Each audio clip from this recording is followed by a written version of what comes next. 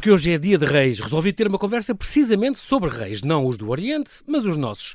Sabemos muito sobre os feitos e vitórias, sucessos e fracassos dos nossos soberanos, mas como foram os seus primeiros anos de vida? Como eram educados os nossos reis na corte desde há 900 anos? Convidei para isso o historiador e museólogo Sérgio Luís de Carvalho, já nosso amigo nesta casa, professor e mestre em História Medieval, que há 6 meses nos trouxe Lisboa Africana, uma viagem pela memória e pelo património da intensa herança africana na capital. E hoje traz-nos então a infância e a juventude dos reis de Portugal. Mas também, se tivermos tempo, debruçamos sobre a sua penúltima obra, Portugal entre Churchill e Hitler, a guerra da propaganda aliada e nazi tolerada por Salazar durante a Segunda Guerra Mundial. No total são 600 páginas numa conversa de 40 minutos. Vamos ver o que é que sai daqui. Olá, Sérgio. Olá, João Paulo. Bem-ajas por ter aceitado mais uma vez este meu convite. É um agora prazer. já recuperado das maleitas do Ano Novo, com voz de volta. Com voz. Aliás, permite-me só esta nota prévia para quem nos está a ouvir. Esta minha voz, chamada de louro acrescentado, não é assim tão natural como isso. Eu, como disse ao João Paulo, estou recuperado de uma bronquite de 3 semanas e, portanto, se aqui e ali a voz me falhar um bocadinho, eu peço a compreensão dos nossos amigos. E confesso que me comoveste com a ideia do... Há 3 semanas que eu fiquei um bocadinho antes do Natal, fiquei doente e pensei, oxalá dia 6 eu tenho voz. Eu tenho voz, sim, é verdade, palavra de honra. Para que este programa corra bem, de certeza, porque é contigo. Hoje falamos então da infância e juventude dos reis de Portugal, uma capa aliás muito bonita, estamos a falar dos livros Horizonte, saído então já este ano, se não me engano, ou no fim do ano passado. Foi no final do ano passado. O que é que, de facto, a ideia deste livro vem de onde, Sérgio? Foste tu que propuseste? Tens muita investigação sobre os nossos reis, sobre a nossa história, ou foi a editora que te convidou? No fundo foi a editora que me convidou para este tema, já que antes disso eu estava a fazer-lhes, e ainda estou, isto é um processo em caminho, em curso. Estou a fazer-lhes um livro sobre a história dos reis de Portugal para crianças, em 4 volumes, que já saiu o primeiro e vai saindo. E a meio a editora, Bem-Aja, teve a ideia de me propor um livro sobre a infância e a juventude dos reis de Portugal, que na realidade me fez coçar a cabeça várias vezes, como é que eu ia abordar isto.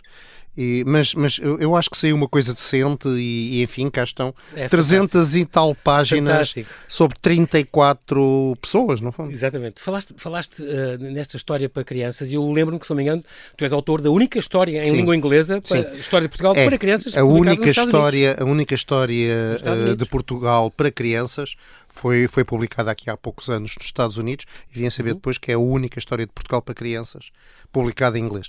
Há uma coisa muito importante nesta história e tu fazes questão de realçar isto neste livro. É um livro muitíssimo bom e bonito, a infância e a juventude dos reis de Portugal. Há muitas curiosidades que tu aqui desvendas, é extraordinário.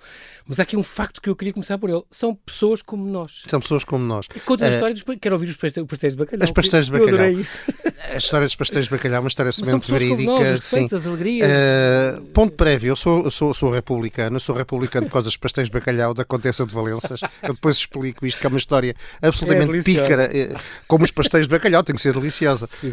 Que foi uma coisa que fará rir as pessoas, que me aconteceu quando eu tinha, não sei, 10, 9 anos, e tenho a sensação que por causa dos pastéis de bacalhau da Condessa fiquei republicano. Mas há uma coisa que eu tento sempre pôr nos meus livros, mesmo aqueles que são para o grande público, enfim, os meus livros de história são quase todos para o grande público. Divulgação. Sim, divulgação histórica. Tu foges um bocadinho de coisa... Não perdes o rigor, mas tens aquela coisa de não vou ficar académico, com muitas notas de fim de página. Dás uma bibliografia no fim, que é B, para quem quiser desenvolver, mas de facto é para o público em geral. Eu acho que de um modo geral, em Portugal, permitem-me a ousadia, acho que faz falta uma coisa que existe noutros países, sobretudo no mundo anglo-saxónico, que é a divulgação científica. Eu tento fazer isso, melhor ou pior, com a história. Obviamente não abdico do rigor, aquilo que eu aligero é um pouco a linguagem e aquele formato académico com as muitas notas, etc. Pronto, e este livro vai nessa onda. Agora, a questão que para mim é sempre importante, eu quando falo de reis, e acreditem que muitos deles eram absolutamente risíveis, nós temos aqui histórias então que dão vontade de rir, com pequenas e grandes polhices, como todos nós. Exato. Mas uma coisa que eu nunca quis faltar ao respeito às pessoas, quer dizer, é muito fácil gozarmos com a ambição freirática desde cedo do nosso amigo Dom João V, o galante, sim, Que a expressão, aliás, não é minha, é do Júlio Dantas, do famoso Dantas. É muito fácil nós brincarmos com as patetices brasileiras de uma figura fascinante, como foi, por exemplo, Dom Pedro I do Brasil, o nosso Dom Pedro IV. Ou as coxinhas de frango no Dom João VI. Isso era o pai dele, era Dom João VI e Dona Carlota Joaquina, que segundo o Oliveira Martins, a única coisa em que concordavam era ser sujos. E, portanto, é muito fácil brincar com isto e gozarmos. Eu optei por não o fazer, não omito os factos, mas quero dizer, como digo, no final, eram gente como nós. E se nós olharmos para o nosso passado, quem nunca, entre aspas, escondeu coxinhas de frango nos bolsos, não é? Portanto, vamos lá ter prudência antes de gozar com as pessoas. Quero ouvir falar dessa história deliciosa que tem a ver com o teu avô. O teu avô era motorista de praça. O meu avô... Chegou a ser motorista de uma condessa. Bem, então vamos aos pastéis de bacalhau. Eu devo dizer que quando era miúdo, eu era um perfeito totó. Aquilo que hoje se diz eufemisticamente em inglês, um nerd, não é? Apesar de só ter começado a usar óculos por volta dos 12 anos. Agora, a questão é que eu era maluco por história. Eu lembro-me de ser miúdo e começava a ler livros de história que apanhava em todo lado. Sim. E lia, devorava aquilo tudo. Tinha um fascínio por história, por castelos e todo esse tipo de coisas. E museus, e reis, e rainhas, e batalhas, tudo isso. E a minha ambição era chegar à terceira classe, porque era na terceira classe que se começava a dar a história de Portugal nos anos 60. Bem, acontece que o meu avô era motorista de táxi em Lisboa. Ele dizia, isto é engraçado, memórias de infância, ele dizia, eu nasci no ano em que mataram o rei. E ele não era monárquico, portanto, 1908. E um dia... o profundo respeito até pela instituição. Não, ele tinha a noção da data. Ele, como dizia, não era talaça. Que era 1908. Ele não era talaça, que nem é da geração em que sabia o que isso era. E o que acontece é que depois, a meio, ele deve-se ter fartado de andar ali à volta da Praça do Príncipe Real, onde ele trabalhava, e ao pé de onde eu nasci, e foi ser motorista particular da senhora Condessa de Valenças. Tinha um solar em Coimbra. Isso para mim era o pináculo, era o supra-sumo do meu fascínio pela história. Ora, um dia eu fui visitá-la, à senhora Dona Condessa de Valenças, a Coimbra, ao solar da senhora Condessa de Valenças. 9, 10 anos? Diria à volta, não posso precisar, eu sei que fui com os meus pais e com os meus tios, tinha 9, 10 anos, vá por aí. Sim. E aquilo, eu estava fascinado. A senhora Condessa era uma velhota, ela e a irmã, duas velhotazinhas, muito simpáticas, muito queridas, muito rendas velhas, estás a ver? E decidiram guiar-me, a mim e à minha prima, que é mais nova que eu, um ano e meio, por aquele solar magnífico. Eu estava fascinado. Era o salão de caça, o salão das armas, as tapeçarias, a torre, não sei quantos, e eu acho que molhava os pés com a baba, siderado. Até que houve um momento definidor da minha vida, que foi mais ou menos perto do final da visita, já a meio da tarde, quando a criada veio ter com a senhora Condessa. Estávamos nós na sala da caça, suponho eu, não sei. E diz assim a criada para a senhora Condessa, é só para informar que o jantar de hoje são pastéis de bacalhau. E caiu-me tudo, porque... Eu estava ali assim a ver aquilo tudo e a Condessa comia pastéis de bacalhau. Achavas que ia ser uma galantina por não sei, olha, qualquer coisa em língua estrangeira que eu nem soubesse o que era. Terrina de lebre com perdiz, descabeços. Fosse o que fosse. Até podia ser uma coisa inenarrável. Se ela tivesse tido pastéis de bacalhau em francês, eu engolia. Agora, pastéis de bacalhau, isso era o que eu comia. Era a comida que eu comia lá em casa na Amadora. Não podia ser. A minha fé na monarquia acabou naquele dia. Pumba, os pastéis de bacalhau tornaram-me republicano. Muito bem, tratamos de 34 reis neste livro e dos seus primeiros 20 anos. Isto é outra questão, Sérgio, porque eles, no fundo, eram adultos, até se calhar, antes dos 20 anos. Eles deixavam de ser jovens, no fundo, quando casavam ou quando assumiam o trono. Portanto, isto formalmente, sim. Era complicado. Isso foi uma das minhas grandes dificuldades. É tentar estabelecer, aliás, é por isso que há um prefácio, há um prefácio em que eu vou até buscar o Bom do Santo, que depois vocês verão qual é, o Isidoro de Sevilha, que fala disto, as idades da vida. E as idades da vida, vamos lá ver, não é necessariamente como nós. Hoje um jovem agricultor vai até aos 35 anos, não é? Naquela época, aos 35 anos, havia princesas que se escolhiam a conventos por dizerem que eram damas velhas. Portanto, e como a esperança média de vida de 40 e tal anos era. Claro que a perspectiva é outra. Nós hoje aos 40 estamos no auge da vida, ou para nós os dois, não é? Que nós passámos há pouco tempo. Exatamente. Em contrapartida, naquela altura, não. Todavia, é difícil também dizer, vai eu para aos 15. Porque isso não... mesmo para o leitor atual, aliás, para aquele tempo também não era assim tão curial que fosse por aí. E cada caso é um caso, também seria diferente. Ora bem, aí é que está. É que eu depois fui ver caso a caso e, apesar de casarem cedo, alguns tão cedo, isso é curioso, na infância deles, alguns tão cedo que não podiam consumar o casamento porque a boa da infanta, ou da princesa, ainda não era mulherzinha, que era uma coisa incrível. Não tinha tido a sua menarca, ainda não tinha... Não tinha tido, não, de todo. Aliás, quero dizer, eu até creio que em termos médicos, a menarca antigamente até era mais tardia do que hoje. Okay. Portanto, há correspondências giríssimas entre os jovens reis para perceber quando é que vão passar a noite juntos, coitaditos. Então, o príncipe tem 16, a rapariga tem 14, estão ali a encanar a perna à rã e nunca mais a coisa desemburra, é uma chatice.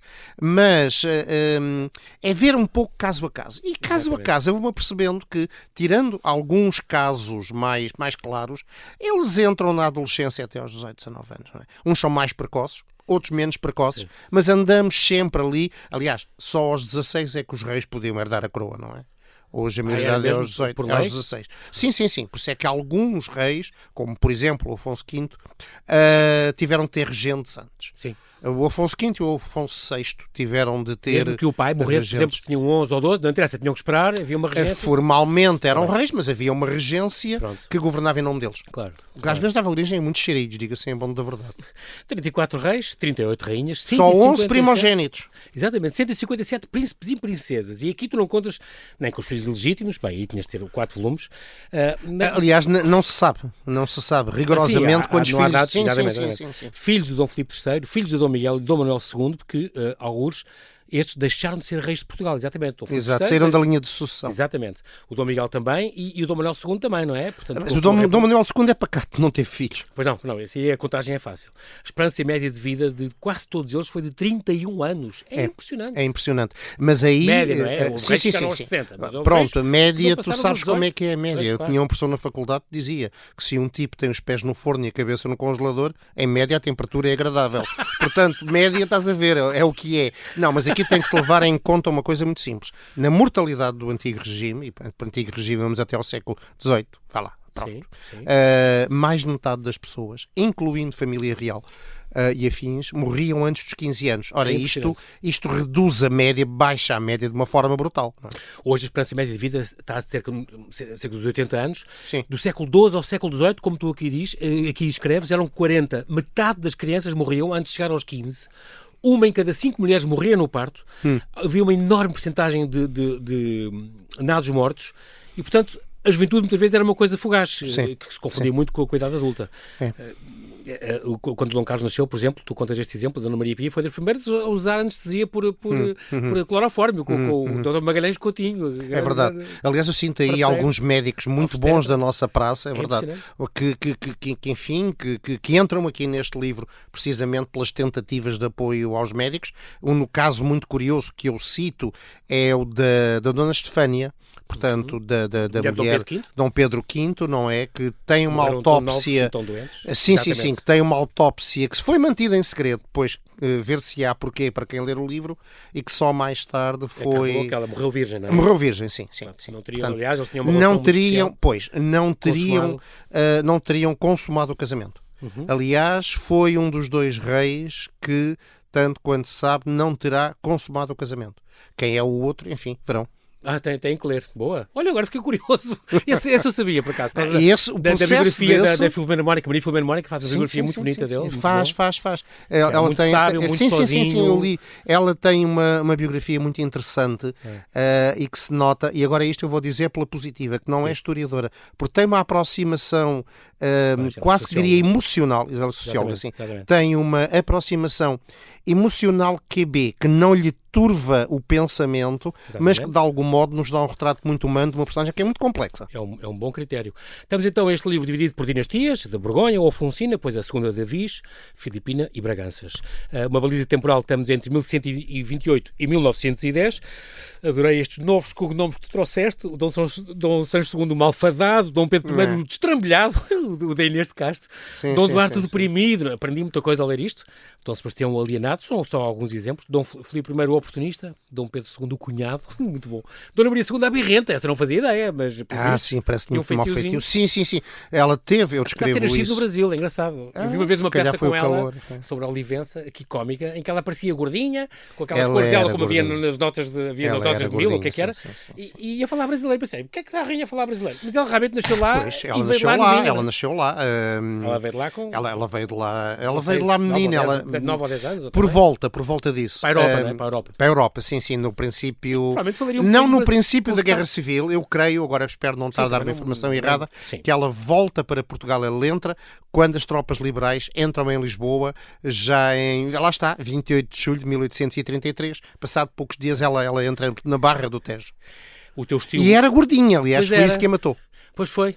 Esta questão da obesidade é exatamente. E tu falas nisso, porque tu falas das maletas que eles tinham. Que ela morreu de parto, não é? Morreu de parto, desse mas primeiro filho, desaconselhada pelos médicos. Anos, desaconselhada pelos médicos devido ao estado físico dela, porque ela era obesa. A própria Rainha Vitória, com ela se correspondia, aliás, sim, a dizer que ela come muito, ela come tudo, ela está sempre a comer. Ela e tinha muita pena dela. Eram primos, não era? Sim.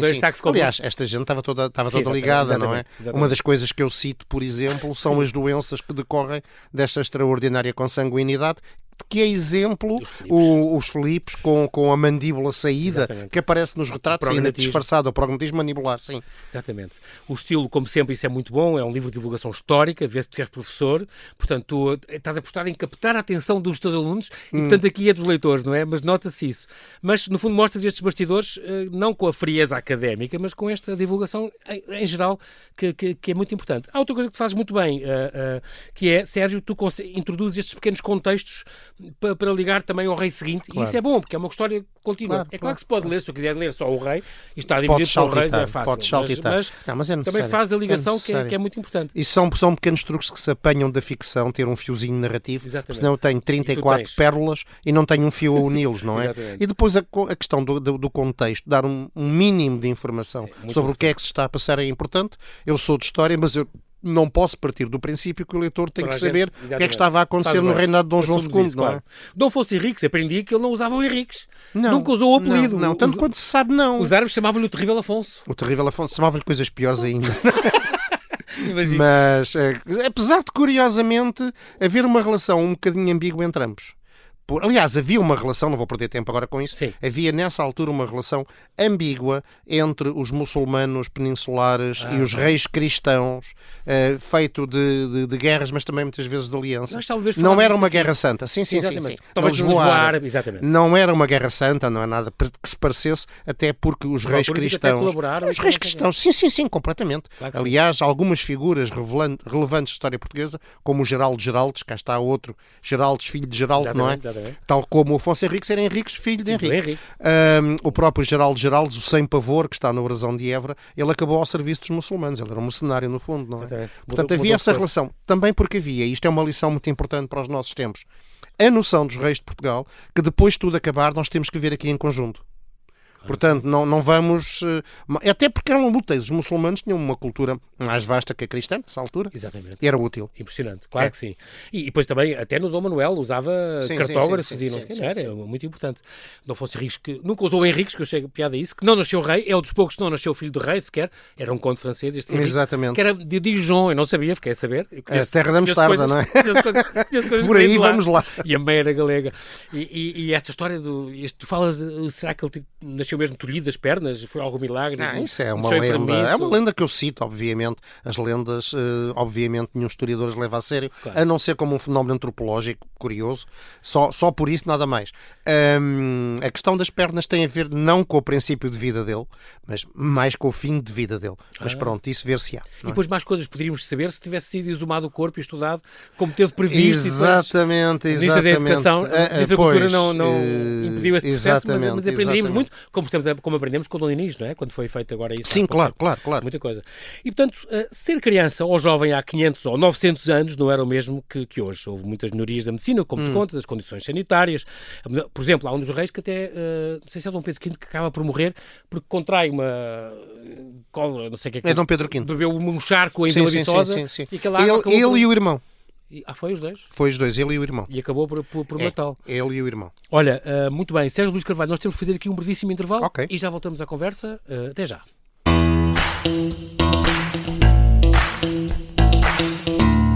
Estamos a conversar com o historiador e museólogo Sérgio Luís de Carvalho. Ele é professor e mestre em História Medieval e neste Dia dos Reis traz-nos a infância e juventude dos reis de Portugal. Como é que eram educados os nossos reis na corte desde há 900 anos? É muito curioso porque tens muitas histórias, é muita gente, como tu aqui relatas. Como é que de facto eles eram educados? Eu tinha um bocadinho de ideia que eles eram um bocadinho entregues a aias e a amas de leite e mentores, preceptores, sim. mestres. De um modo geral, sim. Também tinha uma ideia que a Dona Filipa de Lencastre, por exemplo, e a Dona Maria II fizeram questão de educar os seus filhos. Há variações. Em primeiro lugar, convém que se diga que o hábito de entregar crianças pequeninas a amas de leite que cuidavam deles é um hábito que vai até muito mais tarde do que nós pensamos. Não é exclusivo da nobreza. Enfim, quem vê aquelas séries e aqueles filmes britânicos vê sempre as nannies, por quem os fulanos até adultos nutrem muitas vezes mais estima que os próprios pais. Portanto, isso é uma coisa que era comum na Europa e também em Portugal, até na alta burguesia e na média burguesia. Isso era uma coisa que era é uma coisa comum. Em nós muito habitual, mãe tomar conta de uma criança, e hoje em dia o pai já ajuda mais. Há umas décadas também o pai não interferia muito na educação das crianças. O pai só aparecia no fim do dia, não é? Há 500 anos, quer dizer, é claro que era outro sistema, era ninguém pensava que a mãe ia ficar com completamente. Os pais estavam sempre ausentes, guerras e coisas não sei o quê. Quer dizer, o que acontecia normalmente é que eles eram entregues efetivamente a uma ama de leite, que normalmente não era a mãe que dava de mamar à criança, eram entregues a amas de leite e frequentemente a ama de leite estava também aparentada, ou não, com o aio que cuidava dele. Isto mais na primeira dinastia. Com o tempo as coisas vão variando um pouco, começa a haver já uma certa educação em área palaciana, independentemente da mãe e o pai serem figuras mais ou menos distantes, e então começamos a ter lentamente, já com a segunda dinastia, uma educação menos virada para a questão cavaleiresca, portanto a cavalaria, a lista das armas, etc., as regras de estar, mas começa a haver alguma introdução também de algumas disciplinas, as teologias, a moral, a ética, as línguas, sim, latim, que era muito francês, importante. O italiano, a história, a geometria, exatamente. Isso, mais tarde isso vai se tornando cada vez mais complexo, até que chegamos à última dinastia e já começam a ter um currículo quase académico. Já os Braganças? Sim, quase académico, mas quase sempre em ambiente cortesão. O problema é que muitas vezes o que sucedia era que a educação era dada sobretudo ao filho mais velho, que era o primogénito, e depois o rapaz tinha o mau gosto de desaparecer e ficava-se com o segundo. Um exemplo típico. Muitas vezes aconteceu isso. A maioria dos reis de Portugal não eram sequer primogénitos. 11 em 34 eram primogénitos. Os outros 23 eram secundogénitos. Secundogénitos são mais. O caso mais típico é o do do cardeal Dom Henrique, que se torna rei de Portugal porque Dom Sebastião morre. Exatamente. Eu agora não posso precisar, mas para ele chegar ao trono tiveram que morrer 14 ou 13 antes dele, não é? Tudo ali de enfiada. Eu só sabia o Dom Manuel, que foram 7. Era o sétimo na linha, o Dom Manuel, depois o Dom João II. Exatamente. Teve que morrer o irmão, o cunhado, o filho do rei. Faleceu aquilo tudo e o bom do Dom Henrique, por acaso até era um homem culto, enfim, com muitos preconceitos e com grandes culpas no cartório com a ocupação filipina, enfim, mas era um homem culto, era cardeal e era inquisidor. Mas um homem muito culto. Sim. Agora, o que sucedia muitas vezes é que o segundo filho acabaria por herdar e alguns deles tinham uma educação relativamente desleixada, não é? Claro. O caso típico é o que já falámos aqui, de um dos jovens reis mais infelizes que nós aqui temos, que é o Afonso VI, que era secundogénito, porque o primogénito era Dom Teodósio, que era um rapaz brilhante a todos os níveis. Dos filhos de Dom João IV. Dom João IV, precisamente. Logo numa altura fulcral, exatamente. Só que o bom do Teodósio, pronto, lá está, faleceu, pensa-se, de tuberculose, morreu novo, sim, 16 ou 18 anos, e a coroa vai parar ao bom do segundo filho, que tinha uma série de problemas físicos e que pagou por isso. E acho que já tinha metade do corpo. Sim, tinha hemiplégico.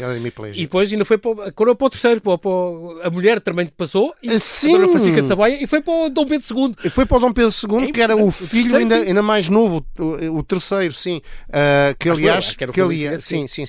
aliás fez uma coisa perfeitamente interessante, que o Dom Pedro II, que foi o sucessor do Dom Afonso VI, Sexto. que não era para ser rei, porque quem devia ser rei era o Dom Teodósio. Exatamente. O Dom Pedro II, repito, acabou por casar com a cunhada, Pois que foi. é um enredo Extraordinário. extraordinário. E tudo isto na juventude deles, Enquanto o no outro estava em fundo. prisão domiciliar, o Dom João Afonso VI, Estava. no Paço de Sintra, no Paço de Cabelo. Primeiro nos Açores, depois em Sintra. Sim. incrível.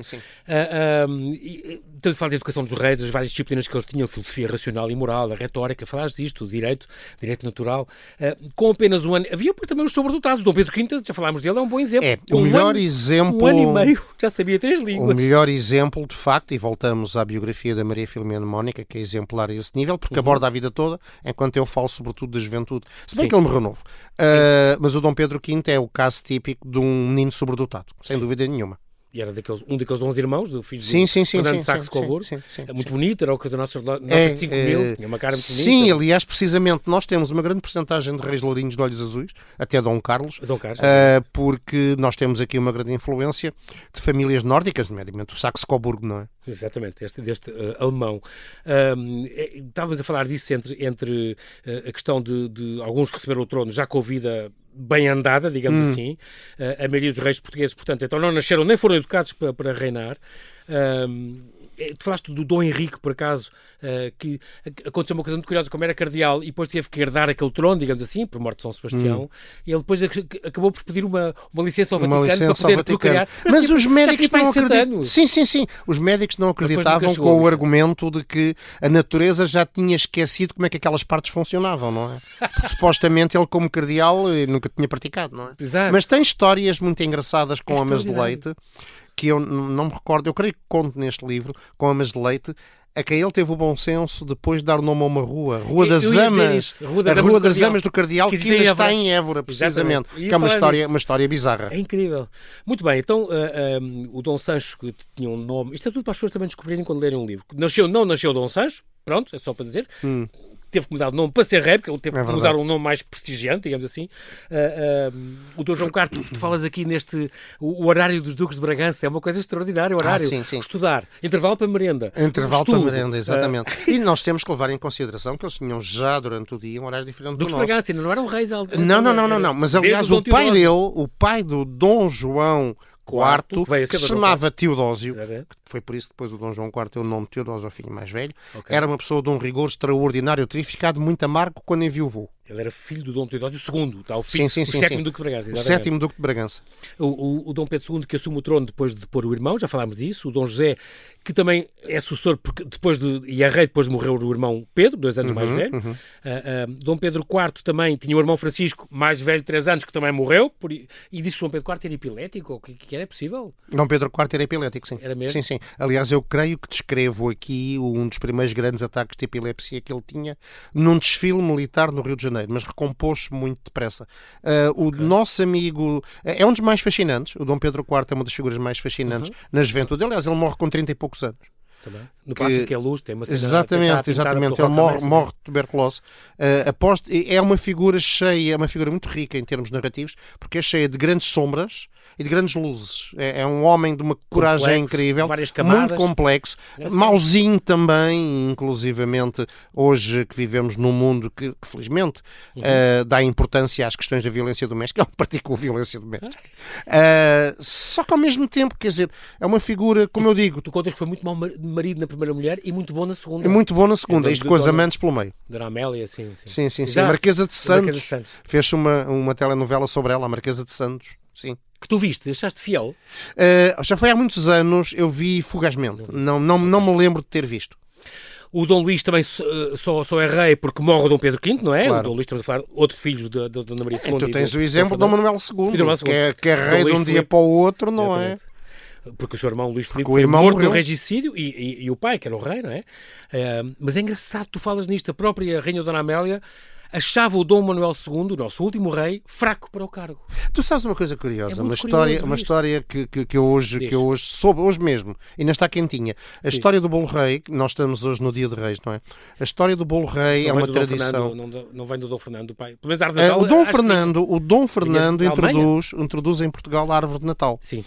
Na realidade, o Bolo Rei é trazido para Portugal pela famosa Pastelaria Nacional, a Confeitaria Nacional, por um mestre confeiteiro confeiteiro que eles tinham no final do século XIX, que introduz, o gajo era francês, que introduz, olha, eu disse gajo na rádio, estás a ver?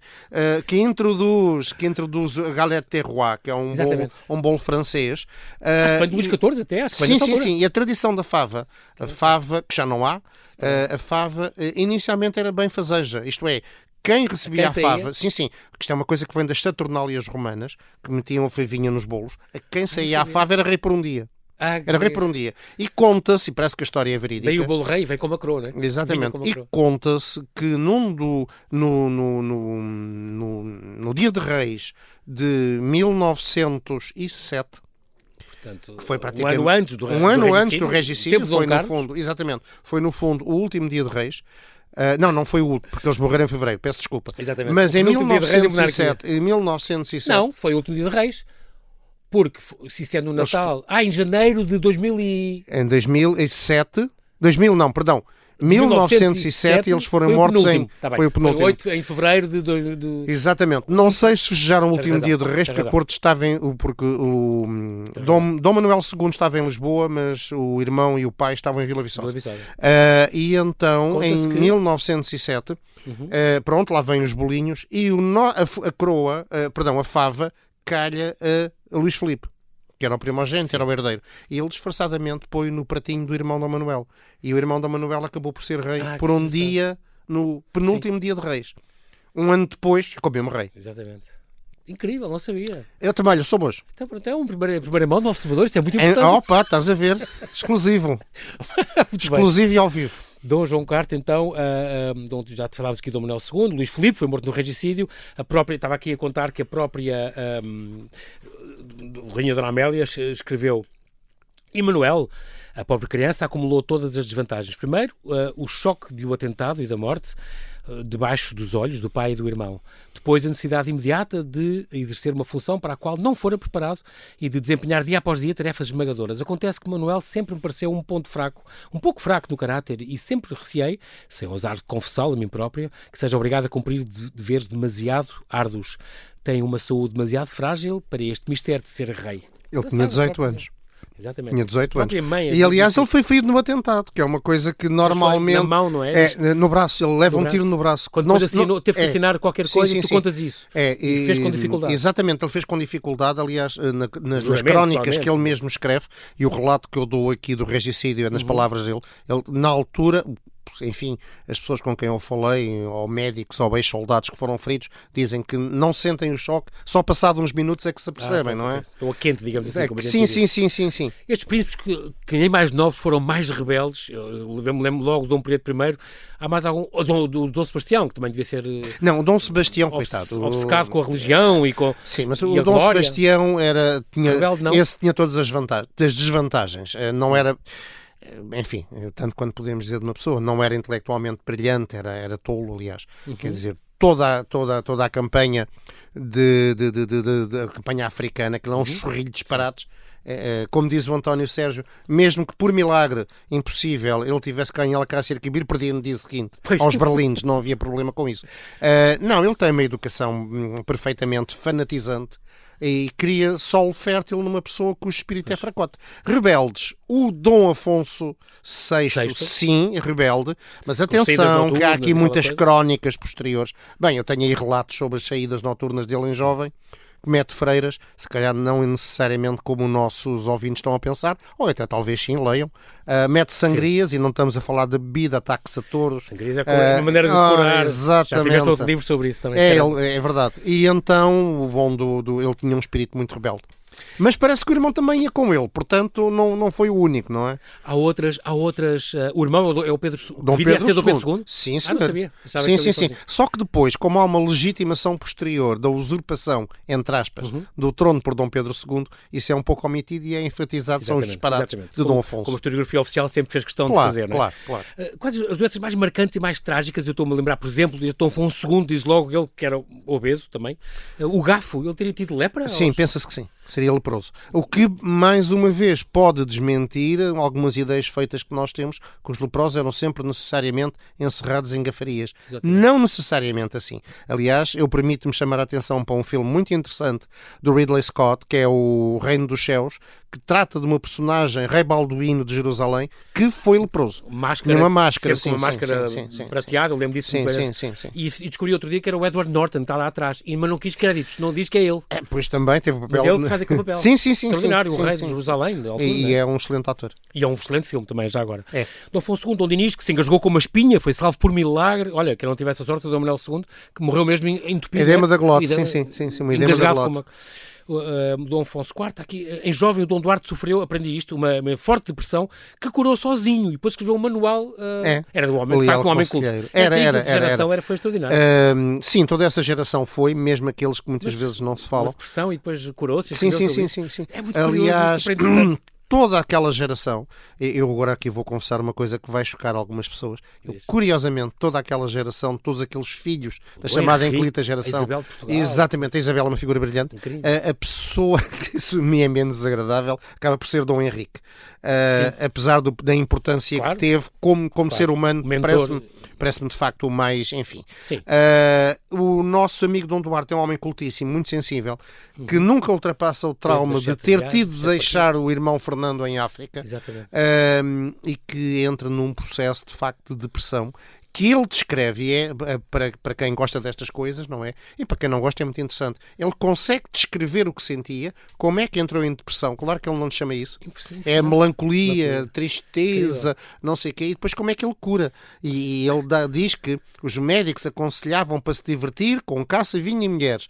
Mas ele, pronto, era um homem religioso, não queria ir por aí, mas conseguiu ultrapassar tudo depois isso. Relata a sua vida. Pelo menos ele diz que não foi com essa terapia, mas o que é um facto o documento é fascinante. E é um documento de juventude também. Falas então, e depois vai havendo várias coisas. O Dom Afonso, que era o grande filho de Dom João II, que acaba por morrer em queda de cavalo, depois Dom Manuel depois chega a rei.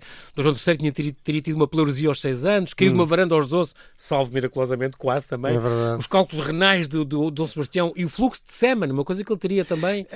Hoje em dia discute-se...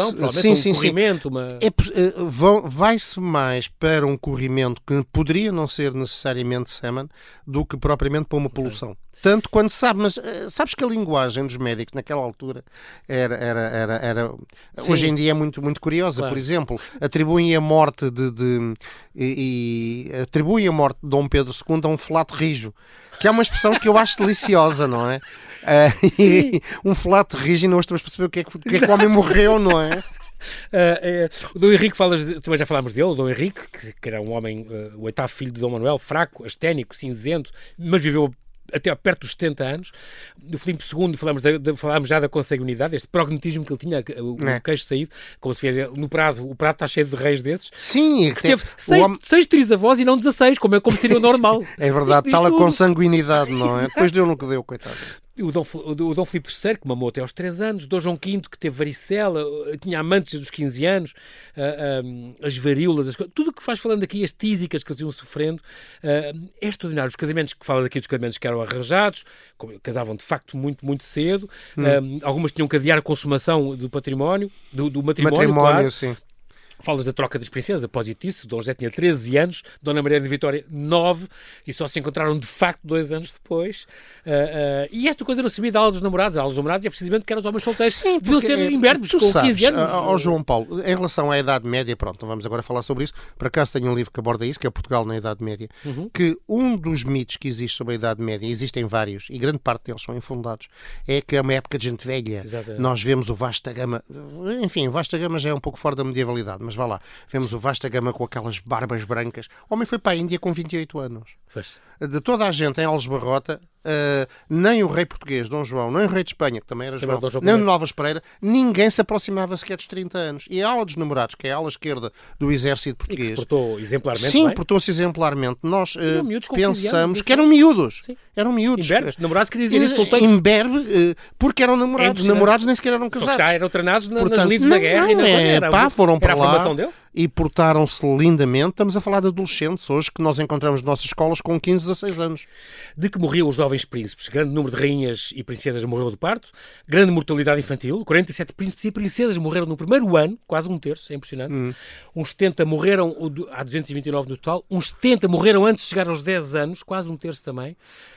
Dás o exemplo de Dom João III, por exemplo, que gerou 9 filhos, 7 morreram na infância, É os 2 sobreviventes, um morreu aos 15, outro aos 18. De facto, aliás, o Dom João III tem uma história fabulosa, porque, vamos terminar com esta história, sim. porque Dom Sebastião sobe ao poder quando o pai tinha morrido uns dias antes. Sim. Dom João. O Dom João Aliás, tinha morrido uns dias antes. Pai. Ele nasceu órfão do pai e a mãe abandonou também, logo depois. A mãe abandonou logo depois e as circunstâncias que eu descrevo aqui da morte do pai de Dom Sebastião, poucos dias antes dele nascer, foram incríveis. Ele tinha uma sede terrível e choveu e ele foi para a varanda beber água da chuva. Pensa-se hoje que ele seria uma pessoa muito diabética, enfim, que na altura não se conseguia tratar, e morreu em consequência disso. E o bom do Sebastião, pronto, deu no que deu. Exatamente.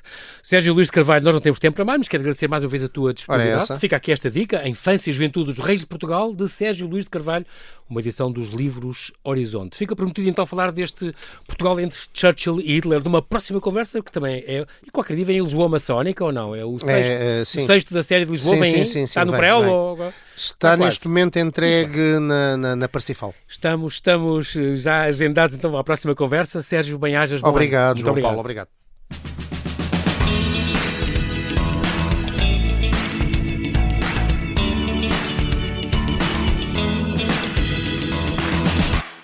Se gostar deste podcast, pode seguir, dar 5 estrelas e comentar o episódio na Apple Podcasts ou no Spotify.